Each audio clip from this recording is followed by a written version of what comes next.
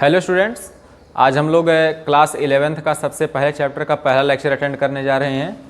तो 11th के सबसे पहले पेपर का जो पहला चैप्टर है वह है फिजिकल वर्ल्ड, मतलब भौतिक जगत। हमारे फिजिक्स में क्या क्या हमको पढ़ना है, क्या क्या जानना है, ये सारी चीज़ें हमको इस चैप्टर में जाननी है। तो सबसे पहले हम लोग देखते हैं साइंस किसे कहते हैं, व्हाट इज साइंस। तो basically science is the systematic and organized knowledge of each and every incident occurring in nature. Nature में होने वाले प्रत्येक हर एक इंसिडेंट का एक सिस्टमैटिक और ऑर्गेनाइज्ड नॉलेज अगर हमको मिलता है तो वह कहलाता है साइंस। हाँ, इसी की एक और परिभाषा भी दी जाती है कि the knowledge that is acquired from the experiments etc with organized and systematic mean is known as science। मतलब कि जो भी नॉलेज हमें या तो रिसर्च के मीडियम से मिलता है, चाहे हमने खुद से कोई एक्सपेरिमेंट करके नॉलेज एक्वायर किया है और उसको अगर हम सिस्टमेटिक कर दें तो वो कहलाता है साइंस। अब साइंस की 3 ब्रांचेज हैं जो मेन है। कौन कौन सी? सबसे पहली है फिजिक्स, केमिस्ट्री और बायोलॉजी। चूंकि हम लोग फिजिक्स पढ़ने जा रहे हैं इसलिए हम लोग सबसे पहले देखते हैं कि फिजिक्स क्या है। Physics is the branch of science where we study about nature and its laws and natural phenomena. मतलब कि फिजिक्स में हम लोग बेसिकली जो स्टडी करते हैं वह है नेचर के बारे में। हम नेचर की सारी जानकारियां एक्वायर करते हैं फिजिक्स में। अब नेचर में उसके लॉज भी हो सकते हैं, उसके लॉज के फिजिकल जो फिनोमिना हो वो हो सकते हैं, कोई चीज़ ऐसी है जो नेचर में इस टाइम हो रही है उसके बारे में जानकारी हो सकती है। ये सारी चीज़ें फिजिक्स के अंतर्गत आती हैं। आगे है scope and excitement of physics. अब आप अगर ध्यान से समझें तो हम लोग फिजिक्स में ही एटम के बीच के रेडियस से लेकर के 2 अलग अलग जो क्या कहते हैं ब्रह्मांड के जो अलग अलग पिंड हैं, जो बॉडीज अलग अलग हैं, उनके बीच की दूरी तक का अध्ययन करते हैं, उनकी स्टडी करते हैं। और सब बहुत छोटी छोटे फोर्सेस से लेकर के, जैसे कि इलेक्ट्रोमैग्नेटिक फोर्स बहुत जो छोटे डिस्टेंस में काम करता है, वहाँ से लेकर के 2 ब्रह्मांड के पिंडों के बीच में, दो ग्रहों के बीच में, उनके बीच में फोर्सेस का हम लोग स्टडी करते हैं। तो कहीं ना कहीं एक्साइटमेंट तो बहुत ज़्यादा है फिजिक्स की, क्योंकि हम लोग ऐसी चीज़ों का जो हम दैनिक जीवन में उपयोग करते हैं वहाँ से लेकर के ऐसी चीज़ों तक का अध्ययन करते हैं जो हम दैनिक जीवन में अनुभव तो नहीं कर पाते लेकिन फिर भी होती हैं। तो इसका एक्साइटमेंट तो इसमें है ही। तो इन सब चीज़ों को पढ़ने के लिए सबसे पहले 2 तरीके हैं। सबसे पहला क्या है, क्लासिकल फिजिक्स, और दूसरा है मॉडर्न फिजिक्स।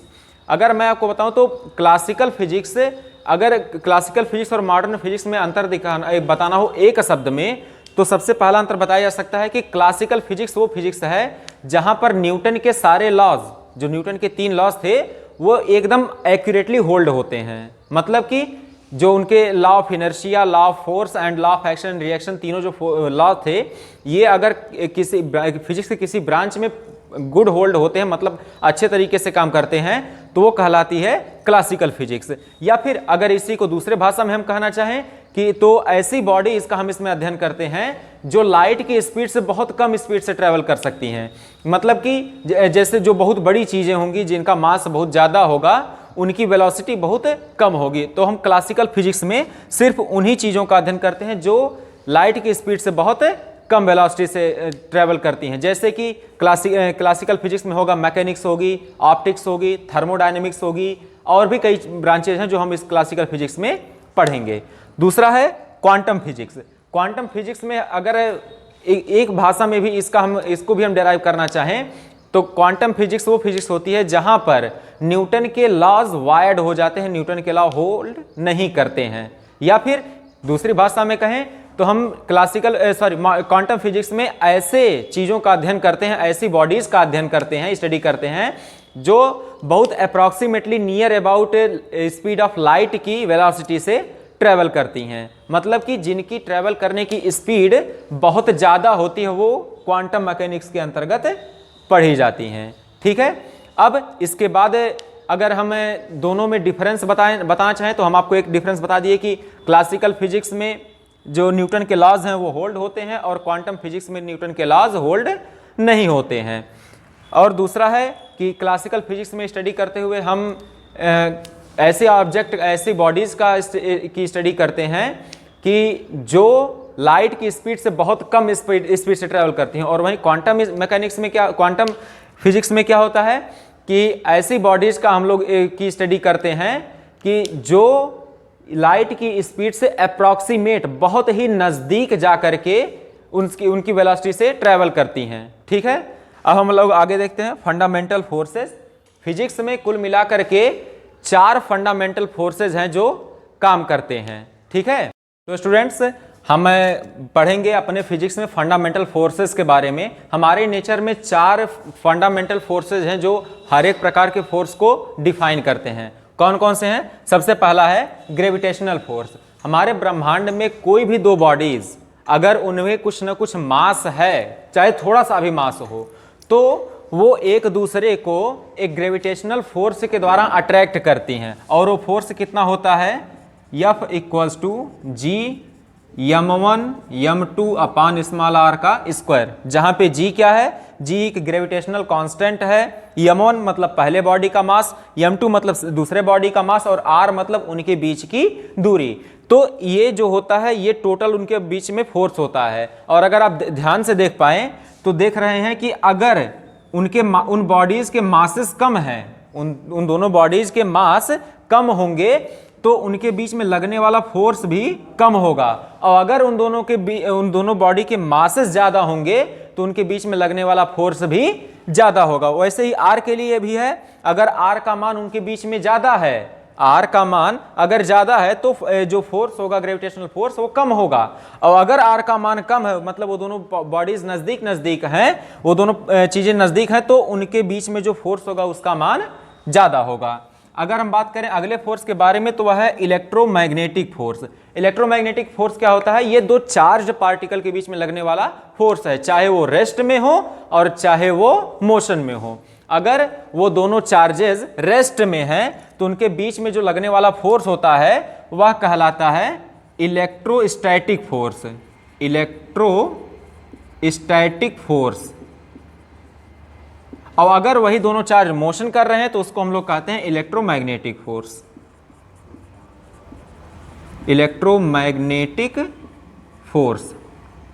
ठीक है, तो अगर मान लीजिए दो चार्जेस जो है वह रेस्ट में हैं तो सिर्फ और सिर्फ इलेक्ट्रोस्टैटिक फोर्स का फॉर्मेशन करते हैं। और अगर वो मोशन में है तो वह इलेक्ट्रिक फोर्स तो बनाएंगे और साथ वो मैग्नेटिक फील्ड का भी निर्माण करते हैं, जिसके कारण उस पर मैग्नेटिक फोर्स भी लगता है। इसकी क्वांटिटी कितनी होती है, कितना फोर्स लगता है, ये सारी चीजें हम लोग क्लास 12 में पढ़ेंगे। अगला है स्ट्रॉन्ग न्यूक्लियर फोर्स। ये स्ट्रॉन्ग न्यूक्लियर फोर्स न्यूक्लियस के अंदर प्रोटॉन्स और न्यूट्रॉन्स के बीच में लगता है। कैसे? अगर आप लोग थोड़ा बहुत भी जानते हो एटम के बारे में तो आप लोग जानते होंगे जो एटम्स होते हैं उनके न्यूक्लियस में प्रोटॉन्स और न्यूट्रॉन्स होते हैं। मतलब कि अगर ये एटम है तो इसमें प्रोटॉन्स होंगे और न्यूट्रॉन्स होंगे। हालांकि न्यूट्रॉन्स पे तो कोई चार्ज नहीं होता है, लेकिन जो प्रोटॉन्स होते हैं उन पे प्लस चार्ज होता है, प्रत्येक प्रोटॉन पे पॉजिटिव चार्ज होता है। अब अगर इन दोनों को बांध करके रखने वाला कोई बहुत ज्यादा स्ट्रांग फोर्स नहीं होगा तो ये प्रोटॉन्स जो है इलेक्ट्रोस्टैटिक फोर्स के कारण एक दूसरे से दूर भागने का प्रयास करेंगे और हमारा जो एटम होगा उसकी स्टेबिलिटी खतरे में पड़ जाएगी। ठीक है, लेकिन ऐसा नेचर में ऐसा कभी भी नहीं होता है। क्या होता है कि प्रोटॉन्स और न्यूट्रॉन्स एक साथ बहुत ही कंजेस्टेड एरिया में एक दूसरे के साथ बंधे रहते हैं, तो कोई ना कोई एक ऐसा बहुत ही ज्यादा स्ट्रांग फोर्स होगा जो इन दोनों को अटैच करके एक दूसरे से बांध करके रखता है, और वो फोर्स होता है स्ट्रांग न्यूक्लियर फोर्स। अगला है वीक न्यूक्लियर फोर्स। अगर आप थोड़ा बहुत भी फिजिक्स के बारे में इंटरेस्टेड हो तो आप लोग जानते होंगे एक प्रोसेस होती है जिसको हम लोग कहते हैं एक्सरे एमिशन प्रोसेस होती है, alpha beta gamma ray emission process होती है। तो इनमें कई बार ऐसा होता है कि वो मेन रेज तो बनती हैं, साथ ही साथ उनके साथ कुछ एलिमेंट्री पार्टिकल्स भी बनते हैं। ठीक है, उन एलिमेंट्री पार्टिकल्स को न्यूक्लियस में बांध करके रखने वाला काम जो करता है वह करता है वीक न्यूक्लियर फोर्स। तो ये चारों फोर्स जो हमारे हैं ये कहलाते हैं नेचर के फंडामेंटल